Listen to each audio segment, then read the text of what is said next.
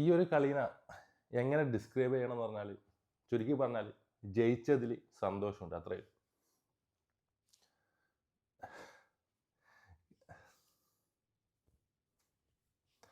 പനിച്ച് physically ഭയങ്കര വീക്കായിരുന്നു. നല്ല പനിയായതുകൊണ്ട് correct ഇരുന്ന് ഇങ്ങനെ കളി ആസ്വദിക്കാനും പറ്റിയില്ല.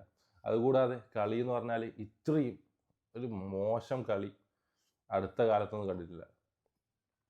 എസ്പെഷ്യലി രണ്ട് ടീമിൻ്റെ ഭാഗത്തു നിന്നും ഒരു യാതൊരുവിധ ഇൻറ്റൻഷൻ ഉണ്ടായിരുന്നില്ല വിജയിക്കണം അല്ലെങ്കിൽ അറ്റാക്ക് ചെയ്യണം, കളി ഒന്ന് ഹാൻഡിൽ ചെയ്യണം എന്നുള്ള രീതിയിൽ. ഒരേ രീതിയിൽ നോക്കിക്കഴിഞ്ഞാൽ ആഴ്സണലിൻ്റെ ആ ഒരു ഡിഫെൻസീവ് ബ്ലോക്ക്, ആ ഒരു ഷേപ്പ് നല്ല രീതിയിൽ അവർ മാനേജ് ചെയ്തിട്ടുണ്ടായിരുന്നു. അവർ ആ ബോൾ ലൂസ് ചെയ്തതിന് ശേഷം അതൊരു 30 മിനിറ്റ് കളി കണ്ടത് 40 മിനിറ്റ്, എനിക്കൊന്ന് ആദ്യത്തെ ഒരു ഫസ്റ്റ് ഹാഫിൽ ഒരു 40 മിനിറ്റ് കളി കണ്ടതിൽ Arsenal 1 shot on target, Liverpool 0 shot on target. Ball position എനിക്ക് തോന്നുന്നു ഫസ്റ്റ് ഹാഫിൽ 50-50 ആ ഒരു റേഞ്ചിലായിരുന്നു. പക്ഷേ പ്ലെയേഴ്സൊക്കെ മിസ് പാസ്, എസ്പെഷ്യലി മക്കയുടെ ഭാഗത്തുനിന്ന് ഒരുപാട് മിസ് പാസ് ഉണ്ടായിരുന്നു. കെർക്കസ് ആ ഒരു ഫസ്റ്റ് ഹാഫിൽ ആക്ച്വലി കളിക്കുന്നുണ്ടെന്ന് തോന്നിയത്, അല്ലെങ്കിൽ എന്തെങ്കിലും ഒരു എഫേർട്ട് ഇട്ടത്, ആ ഒരു കളിയിലേക്ക് എന്തെങ്കിലും ചെയ്യണം എന്നുള്ള ഒരു മെൻറ്റാലിറ്റി ഉണ്ടായത് ആകെ ഉണ്ടായ 2 പ്ലെയേഴ്സായിരുന്നു. ഒന്ന് മധുവേക്ക് അറ്റാക്കിംഗ് വൈസ്, രണ്ടാമത് കെർക്കസ് ഡിഫെൻഡ്. മധുവേക്ക് ആ ഒരു അറ്റാക്ക് ചെയ്യുന്നത് കൊണ്ട് അവിടെ കെർക്കസിന് ഒരുപാട് ഡിഫെൻഡ് ചെയ്യേണ്ടി വന്നിട്ടുണ്ട്. അതല്ലാതെ ബാക്കിയുള്ള 20 പേരും എന്തായാലും നമുക്ക് ഈ ഒരു 90 മിനിറ്റ് കളിച്ച് സമനില വാങ്ങി പോവുക എന്നുള്ളൊരു മെൻറ്റാലിറ്റിയിലാണ് ആ ഫസ്റ്റ് ഹാഫ് മുഴുവൻ കളിച്ചത്. അതുകൂടാതെ സെക്കൻഡ് ഹാഫിൻ്റെ പകുതിയും അതേ മെൻറ്റാലിറ്റി ആയിരുന്നു 2 ടീമിൻ്റെ ഭാഗത്തുണ്ടായത്. കളി ബോറിംഗ് എന്ന് പറഞ്ഞാൽ ബോറിംഗ്.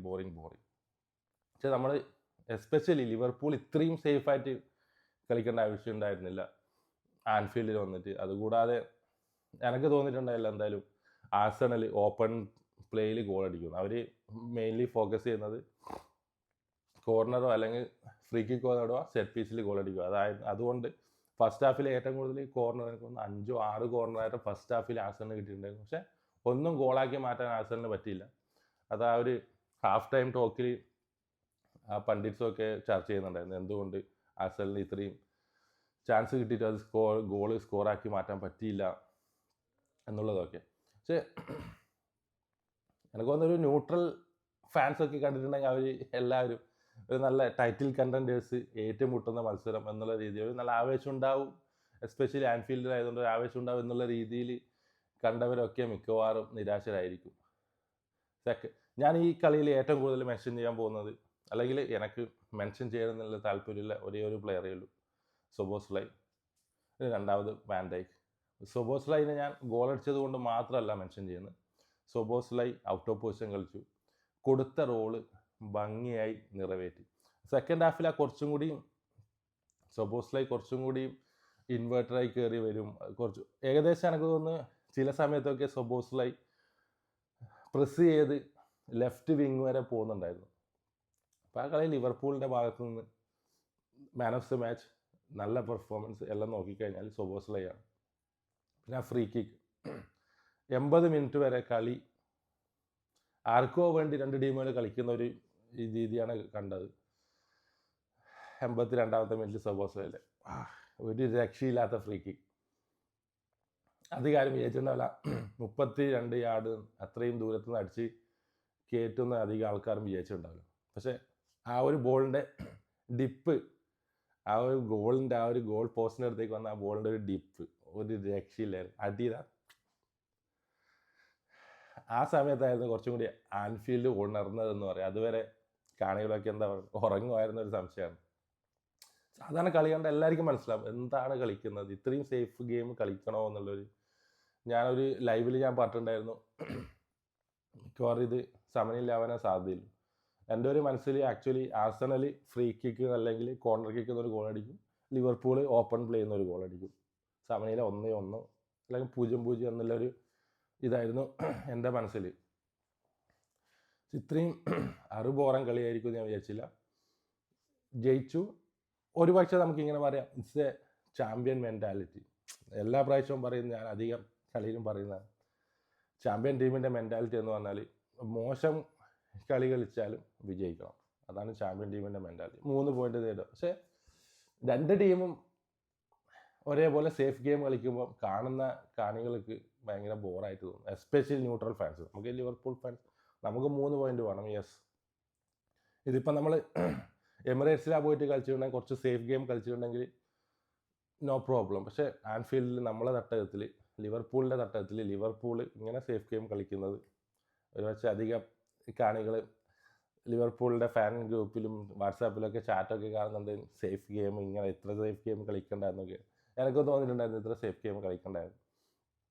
ഫസ്റ്റ് ഹാഫിൽ സാലക്ക് അങ്ങനെ അധികം ഇതുണ്ടായിരുന്നു, ഒരുപാട് മിസ് പാസുകൾ ഉണ്ടായിരുന്നു, വേർഡ്സിന് ഒരുപാട് മിസ് പാസുകൾ ഉണ്ടായിരുന്നു, ചാൻസ് ക്രിയേറ്റ് ചെയ്യാൻ പറ്റില്ല. ഒരു ക്രെഡിറ്റ് ആർസണലിന് കൊടുക്കേണ്ട അവരെ ഡിഫെൻസീവ് ബ്ലോക്കിനാണ്. വേർഡ്സിനൊന്നും മിഡ്ഫീൽഡിൽ ഒരു പ്ലേ മേക്കിങ് ചെയ്യാനോ അല്ലെങ്കിൽ ഒരു ത്രൂ പാസ് കൊടുക്കാനൊന്നും അവിടെ ഭയങ്കര ടൈറ്റ് ഡിഫെൻസ് ആയതുകൊണ്ട് പറ്റിയില്ല. അത് ഞാൻ ആ വീഡിയോയുടെ ഫസ്റ്റ് ഞാൻ പറഞ്ഞിട്ടുണ്ടായിരുന്നു. ബോൾ പോയതിന് ശേഷം ആർസണലിൻ്റെ ഡിഫെൻസീവ് ഫോർമേഷൻ, അവർ ക്വിക്ക്ലി അവരെ ഫോർമേഷൻ റീഗെയിൻ ചെയ്യുന്നത് ഒരു നല്ല ഒരു ടീമിൻ്റെ എഫേർട്ടാണ്, അവരെ ഒരു ഡിഫെൻസീവ് ബ്ലോക്കിൻ്റെ. പിന്നെ ഒരു കാര്യത്തിൽ സന്തോഷമുണ്ട് നമുക്ക്, കഴിഞ്ഞ 2 സീസണായെന്ന് തോന്നുന്നു നമ്മൾ ആർസണലിനെ തോൽപ്പിക്കാത്തത്. എല്ലാം സമനിലയായിരുന്നു. ഇപ്പം ഇതിൽ നമ്മളെ ടൈറ്റിൽ കണ്ടൻറ്റേഴ്സിനെ തോൽപ്പിച്ചു. ടൈറ്റിൽ കണ്ടൻറ്റേഴ്സിനെ തോൽപ്പിക്കുക എന്ന് പറയുന്നത് വലിയ കാര്യമാണ്. ബേസിക്കലി നമ്മൾ എല്ലാ ലിവർപൂൾ ഫാൻസിനും അറിയുന്ന ഒരു കാര്യമാണ്. ക്ലോപ്പിൻ്റെ ലിവർപൂളും പെപ്പിൻ്റെ സിറ്റിയും കളിക്കുന്ന സമയത്ത് നമ്മൾ ഒരു പോയിന്റിനൊക്കെ ടൈറ്റിൽ കൺസീഡ് ചെയ്ത ആ 1-2 സീസണിൽ നമ്മൾ സിറ്റീനെ ആൻഫീൽഡിൽ തോൽപ്പിച്ചിട്ടുണ്ടായിരുന്നില്ല. അത് എല്ലാ മത്സരവും സമനിലയായിരുന്നു. പക്ഷേ സിറ്റി ലിവർപൂളിനെ അവരെ എത്തിയാദിൽ തോൽപ്പിച്ചിട്ടുണ്ടായിരുന്നു. അതായിരുന്നു ആ ഒരു 1-2 പോയിന്റിൻ്റെ വ്യത്യാസം വന്നത്. അപ്പോൾ എല്ലാ ടൈറ്റിൽ കണ്ടൻറ്റേഴ്സും ഓർക്കേണ്ട ഒരു കാര്യം, നമ്മളെ ടൈറ്റിൽ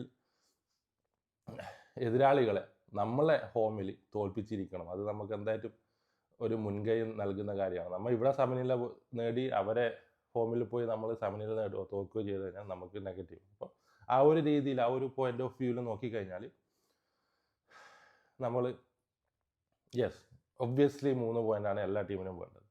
പക്ഷെ കുറച്ചും കൂടിയും ആക്റ്റീവ് ആവായിരുന്നു എന്ന് തോന്നുന്നു. അത് ഗെയിം പ്ലാനാണ് എല്ലാ ടീമിൻ്റെ.